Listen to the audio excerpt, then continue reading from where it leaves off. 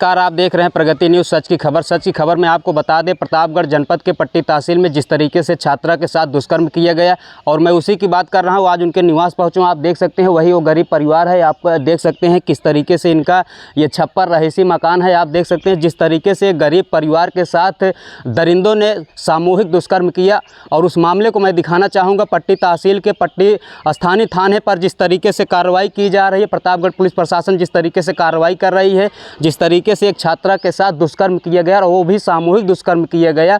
और उसके बाद आप देख सकते हैं ये वही घर है जहां पर मैं दिखाना चाहूँगा। ये एक पीड़िता का वो घर है जहां पर उसका जीवन यापन हो रहा है और मैं दिखाना चाहूँगा। देख सकते हैं किस तरीके से कितना बेहद ही गरीब परिवार है, क्योंकि ये दलित समाज से आते हैं और दलित समाज का जो रहन सहन होता है आप देख सकते हैं कहीं न कहीं बेहद ही ये गरीब परिवार है। मैं दिखाना चाहूँगा चारों तरफ आप देख सकते हैं टीन शेड है और छप्पर है और इसी छप्पर के बीच उसका जीवन यापन होता है, उसके परिवार का जीवन यापन होता है और इसी परिवार के बीच और इसी स्थिति में वो रह के अपनी तैयारी कर रही है। और जिस तरीके से प्रतापगढ़ में जो अपराधी हैं, जिसके मन चले इस तरीके से हौसले बुलंद है, प्रशासन का कोई खौफ नहीं रह गया, सरकार का कोई खौफ नहीं रह गया। जिस तरीके से योगी सरकार कहते हैं कि इस प्रतापगढ़ में नहीं बल्कि उत्तर प्रदेश में जो बहन बेटियों की तरफ गलत इशारे देखेगा उसका कहीं ठिकान नहीं लगेगा, उसको कठोर से कठोर कार्रवाई की जाएगी, उसके ऊपर गंभीर धाराओं में जो है उसको मुकदमा पंजीकृत कर जेल भेजा जाएगा। और कहीं न कहीं इस तरीके से आज घटना के 3 दिन बीत गए।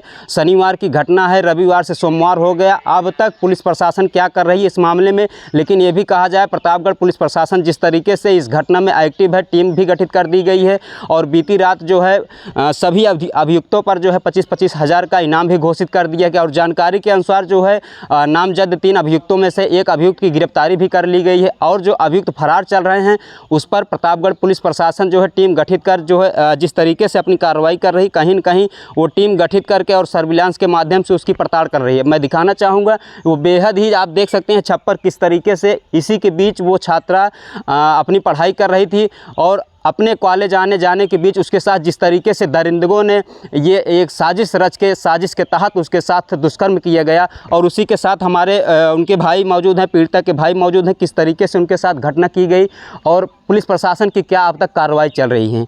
जिस तरीके से एक बहन के साथ है, बहन के साथ क्या उत्तर प्रदेश के जिस तरीके से सरकार और प्रशासन भरोसा दिलाती है कि बहन बेटियों के साथ अगर अत्याचार होता है तो कठोर से कठोर कार्रवाई की जाएगी और एक छात्रा के साथ इस तरीके से दुष्कर्म किया गया, सामूहिक दुष्कर्म किया गया साजिश के तहत, क्या कहना चाहेंगे?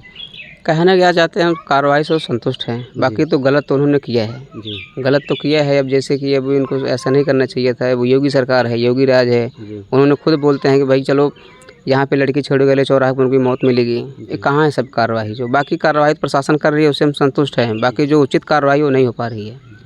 एक बेहद देखा जाए तो एक बेहद गरीब परिवार से हैं। कितनी संख्या में भाई बहन हैं?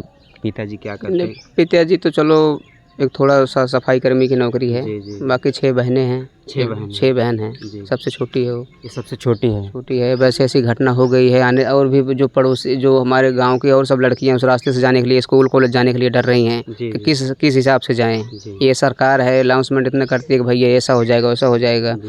चलो जो भी कर रही है उनकी कानूनी कार्रवाई जो हो रही है उससे हम थोड़ा संतुष्ट तो है ही, लेकिन अभी 3 दिन बीत चुके हैं। अभी तक मतलब एक ही को अभी बता रहे हैं जैसे कि एक जस्ट एक को पकड़ रखे हैं जी। जानकारी है आपको? जानकारी है। बाकी तो अभी मतलब चल रही है, टीमें लगी हुई हैं, SOG STF बाकी और भी टीमें सारी लगी हुई हैं पकड़ने के लिए जी। अब पुलिस का भी अपना काम होता है। ये घटना कब की थी? ये घटना है शनिवार की। शनिवार दोपहर को 2 बजे की। अच्छा।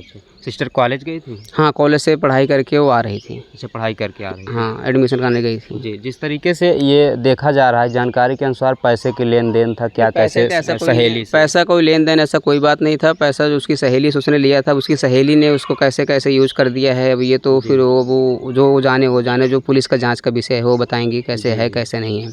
पैसा तो अपनी सहेली से लिए मांगी थी कि हमको काम है, जैसे हम आप फ्रेंड हो गए, आपसे पैसे मांग लिए, अब आपने हमको कहीं ले जाके फंसा दो तो जांच का मुद्दा है, वो पुलिस देखेगी कैसा है कैसा नहीं है। प्रशासन अभी आपके संपर्क में है? बराबर प्रशासन संपर्क है, उससे हम एकदम संतुष्ट है, ऐसे कोई दिक्कत नहीं है, कार्रवाई चल रही है, मतलब ऐसी बात नहीं। FIR हमारी शनिवार को मुकदमा दर्ज हो गया था, उसके बाद दबिश भी शनिवार को हो रही थी, सारा कुछ मतलब शनिवार को ही हो रहा था। जैसे आप कह रहे हैं एक इसमें गिरफ्तार हो चुका है और बाहर चलो उनके लिए आया है कि गिरफ्तार हो गया है सर। हमारी ये मांग है बस वो कठोर से कठोर सजा सुनाए, प्लस उसका घर जो है कि बुलडोजर से जमींदोज कराए, क्योंकि हम अगर हम अगर किए होते यही काम, तब तक हमारे घर पे बुलडोजर चढ़ जाता, तब तक हमारे सब कुछ तस्त नस्त हो जाता। इसीलिए हम सोच रहे हैं कि कठोर से कठोर सज़ा मिले उसको, प्लस उसका घर पे बुलडोजर चले, जो तीनों आरोपी हैं उसको पूरा मतलब ऐसी सज़ा मिले ज़िंदगी में दोबारा कभी सोचे ना, कोई भी मत सोचे कि भाई ऐसे बहन बेटियों के साथ ऐसे हम करे जो है। जी। योगी सरकार से आपकी क्या मांग, क्योंकि योगी सरकार बहन बेटियों को लेके बड़े ही एक्शन में योगी सरकार अब जो कहते हैं उसको करके दिखाएं जी। करके दिखाएं, तब तो हम संतुष्ट हों। जो ऐसे कि अब कोई दलित ऐसा काम कर दे उसके लिए तो बहुत सारे कानून हो जाते हैं, अब कोई ब्राह्मण किया है तो उसके लिए ऐसा कानून क्यों नहीं? अभी 3 दिन बीत चुके हैं, उसके घर पे क्यों नहीं बोल रहे? क्या वो ऐसा कोई है कि चलो अब बलात्कार करके फरार हो जाए, 6 महीने 1 साल बाद आए, उसके बाद फिर अपना जो है मुकदमा छोटा सा डाल के उसको छोड़ दें? ऐसा नहीं होता ना। योगी सरकार है, हम सरकार से संतुष्ट हैं, लेकिन सरकार को तो करना चाहिए ना कि दलित के यहाँ ऐसा हुआ है तो उसको भी तो ऐसा होना चाहिए ना। ये अभियुक्त कहाँ के रहने वाले इन लोगों का पता है आपको? अब उपाध्यायपुर है, सब 5 छात्र उपाध्यायपुर। अब इसमें एक जो मुख्य आरोपी अमन तिवारी है, दूसरा वीरेंद्र यादव है, विकास वर्मा है, यही सब हैं आरोपी 3। इसमें अभी कोई किसकी गिरफ्तारी हुई है?